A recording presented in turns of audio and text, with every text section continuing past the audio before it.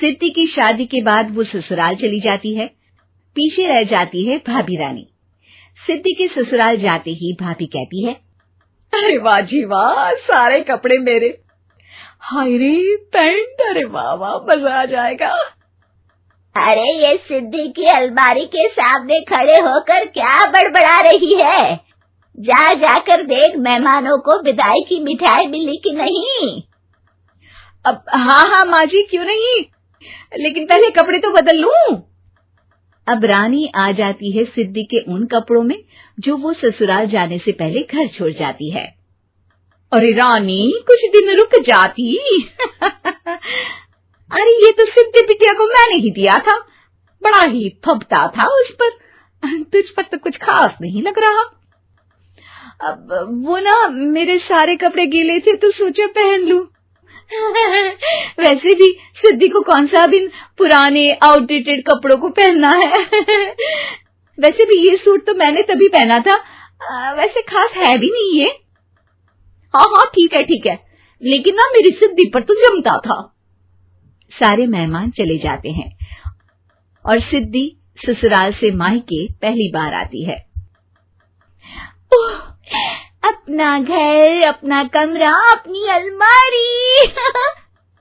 ये बोलकर जैसे ही सिद्धि अलमारी खोलती है तो सामने उसके कपड़ों की जगह कुछ और ही रखा होता है। माँ, ओ माँ, जरा कमरे में तो आना। सास और रानी वहां पहुंच जाते हैं। रानी ने पहनी होती है सिद्धि की जींस और टी शर्ट। अरे भाभी, ये क्या? ये तो मेरी बड़ी ही महंगी टी शर्ट है, इसे आपने घर में क्यों पहनी है? अरे बहुत मिलती है दीदी ये चौक की मार्केट में, 150 में। ओ भाभी प्लीज, ये एरोपोस्टल है, 2000 की एक टी शर्ट। ओहो, 2000 में तो दीदी 4 साड़ी आ जाए। अब क्या बोलूं? भाभी, ये मेरी अलमारी में छोटू के कपड़े, तो मेरे कपड़े कहाँ हैं? मेरी अलमारी में? अब दीदी आपको कौन से पुराने कपड़े पहनने थे? माना भाभी, लेकिन मैं जब घर आती तो यही सब पहनती ना। अरे तुम तो बड़ी कंजूस हो दीदी। खैर, वक्त आता है जब सिद्धि ससुराल के लिए रवाना हो रही होती है। अरे रानी, अंदर से सिद्धि का गिफ्ट ले आ, लड़की पहली बार ससुराल से मायके आई है। रानी अंदर जाती है और एक सिंपल सी साड़ी लेकर बाहर आ जाती है। ये लीजिए माँ जी। सास बेटी को गिफ्ट देकर ससुराल भेजती है। अगले दिन रानी एक सुंदर सी साड़ी पहनकर सामने आती है। अरे रानी, ये तो वो साड़ी है जो मैंने सिद्धि को देने के लिए दी थी जब वो ससुराल ले जाती, लेकिन ये तूने कैसे पहन ली? अरे माँ जी, ये साड़ी तो मुझे बहुत पहले से ही पसंद थी, लेकिन चिंता ना करिए, मैंने सिद्धि के लिए भी अच्छी सी साड़ी दी है। हाँ। तभी सिद्धि का फोन आता है।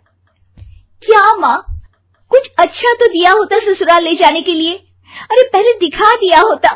यूं चमकते हुए पैकेट में नौकरानी वाली साड़ी मत दिया करो माँ। अरे बेटे, वो तेरी भाभी ने ना गलती से उससे पैकेट बदल गया। हाँ, मैं कल ही तेरे भाई के हाथ से तेरा वाला पैकेट भेज दूंगी। अरे रहने दो माँ, आई एम श्योर भाभी ने अभी वही साड़ी पहनी होगी जो तुमने मेरे लिए रखी थी। तुम तो समझ नहीं पाई उनको।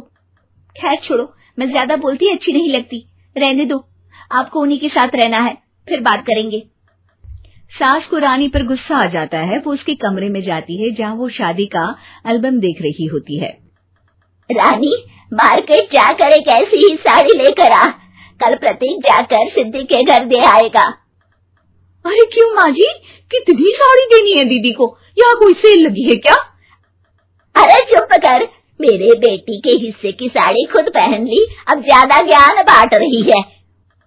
एक दिन सिद्धि का फोन आता है। माँ, मेरी सास ने आप सबको खाने पर बुलाया है। सारे लोग सिद्धि के ससुराल पहुंचते हैं। खाना खाकर वो लोग निकल रहे होते हैं कि सिद्धि की सास सभी को गिफ्ट देती है। अरे बहन जी, बेटी के घर का खाना खा लिया, यही बहुत है जो आप ऊपर से गिफ्ट भी दे रही है। अरे बहन जी, आप भी कहाँ इन बातों पर विश्वास कर रही हैं।